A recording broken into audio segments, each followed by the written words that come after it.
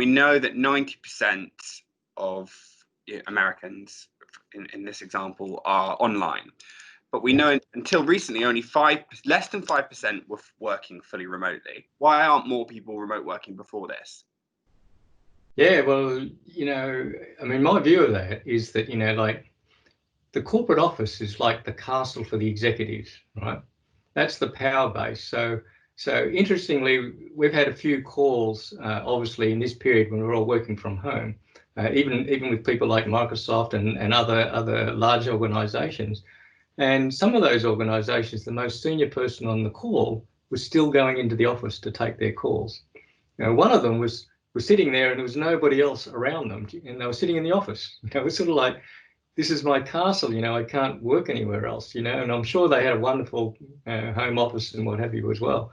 And I think that, if you aspire to be that person, and that person is working from the office, you'll want to work from the office as well.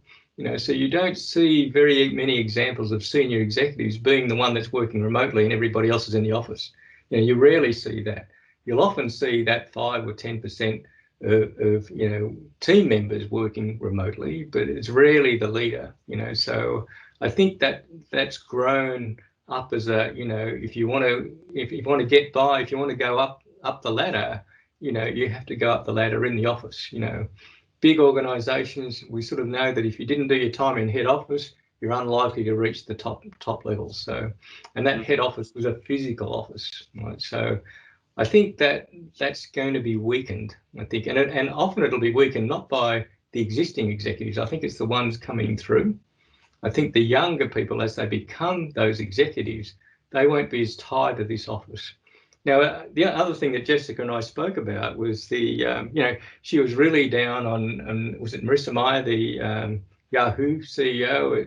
At that time, I think she was forcing the workers to come back into the office, and it was, some people were cheering, a lot of people were throwing rocks or whatever. Jessica was one of the ones throwing rocks via the blog that she writes and saying, this is disastrous, and when I look at that, you've got two sorts of people wanting people to come to the office, right? You've got that type that want to be able to control the resources, but you also got the Facebooks and the Googles that actually like the idea of having people around and having it like a university campus and fun. And any of you, if you've ever been to a Google or a Facebook campus, I mean, I've been a couple of times in Menlo Park, and it's like a university campus where you don't have to pay for the food. It's sort of, and it's little doubt why young people want to come and work there.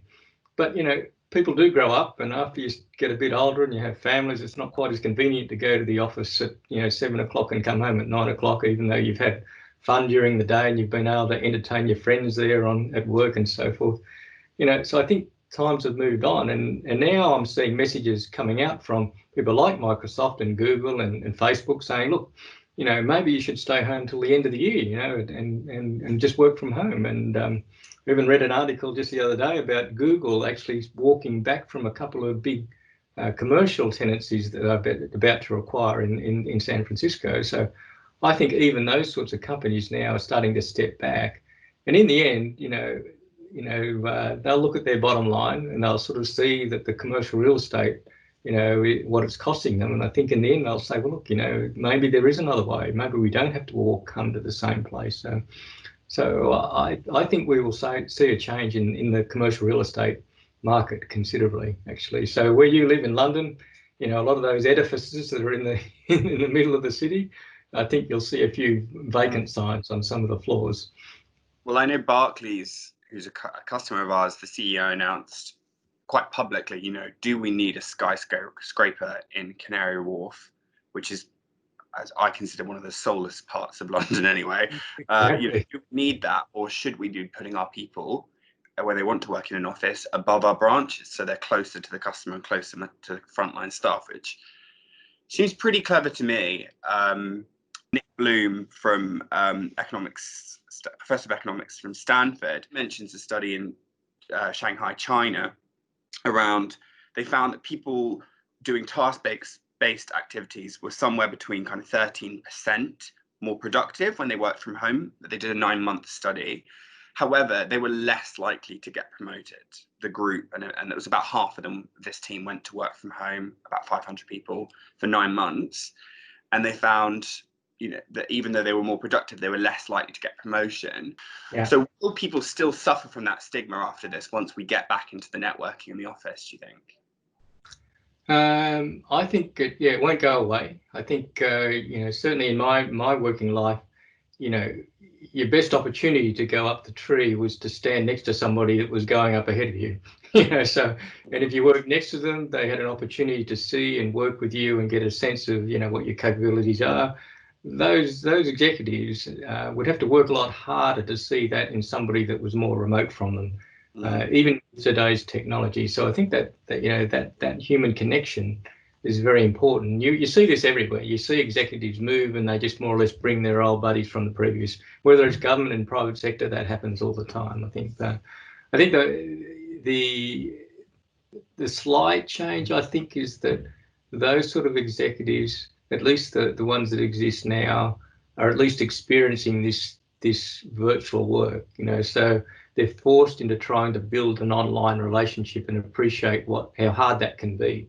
So they're actually living that, whereas in the past they were probably the least likely to work remotely, right? So they have to learn the technical skills of being, and they need to learn the technology to understand how to interact and so forth.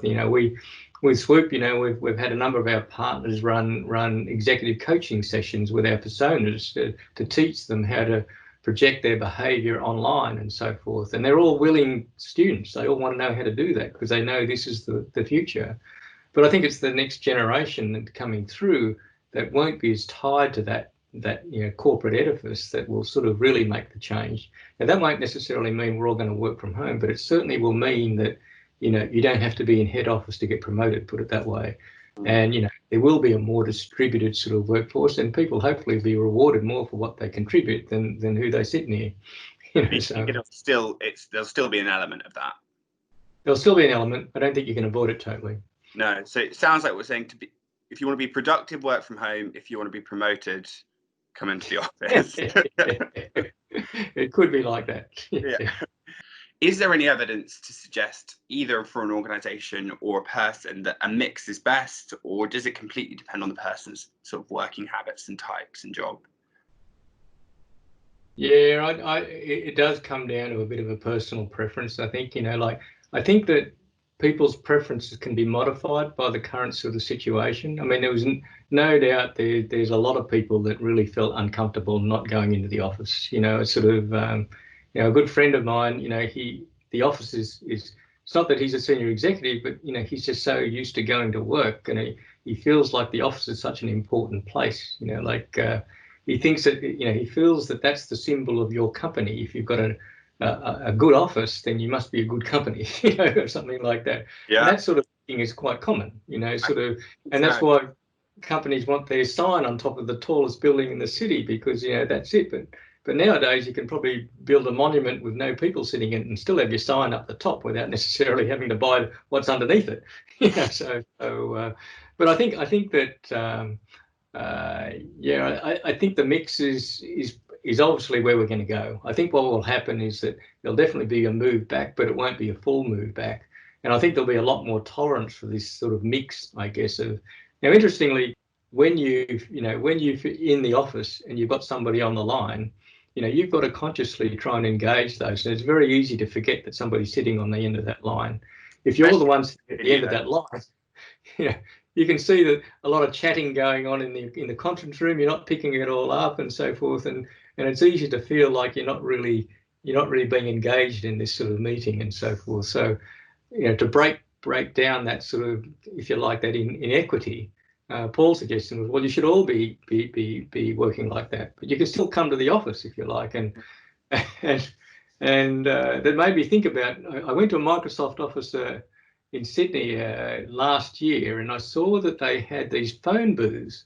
Now, when I was working in the 1980s, I can remember this is when we didn't have mobile phones. If you wanted to make an external phone call, you couldn't make it from your desk because it costs money. You had to go to this phone booth that they actually put up in the stairwell and put money in the phone. It was like these, but Microsoft had set these phone booths up. Now, my sense is that if you're going to work in the way that Paul's suggesting we should work, when you're in a meeting, there might be 3 of you in the office. Will you just go into 3 separate phone booths and you join the meeting with the other 3 people that's sitting remotely, and then you're all on the same level in terms of access. And so maybe the offices of the future will have, instead of, if you like, the conference rooms, they'll have pods. You don't sit in the pod full time. You just go in there when you're meeting with people that are remote as well. And then you still got the benefit of coming out of the phone box, because no one wants to work in the phone box all the time, hopefully. And, you know, and then you still got your open offices or whatever sorts of facilities that you enjoy at the office. So I think you'll see some changes like that. And of course, as you mentioned, the offices above the branches, having halfway offices where I think is a good thing. If you think about Barclays, a bank like Barclays, if they had satellite offices, which they do have because they could build on the top of the branches, their staff could come, like, say, drive for or travel for 15 minutes instead of an hour, come to that office, work with their Barclays colleagues, probably not the same colleagues that are in their team, but think of the diversity of connection you're going to get in that office with people mixing face to face that aren't actually in the same team, but working for the same company. You know, that you wouldn't get in a corporate office, because anybody who's worked in a corporate office, even a floor is like a mile.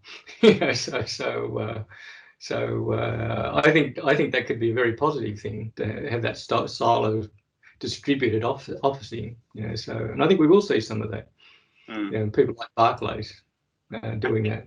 I know from, you know, WM, but I think a lot of people relate to this, that we haven't struggled to deliver at all. So actually doing our jobs and getting stuff done has not stopped, or I would say potentially has even speeded up. You know, there is proficiencies, I think, to video calls and not booking meeting rooms and running around. Actually, I do think there is a productivity gain that we've had. Yeah.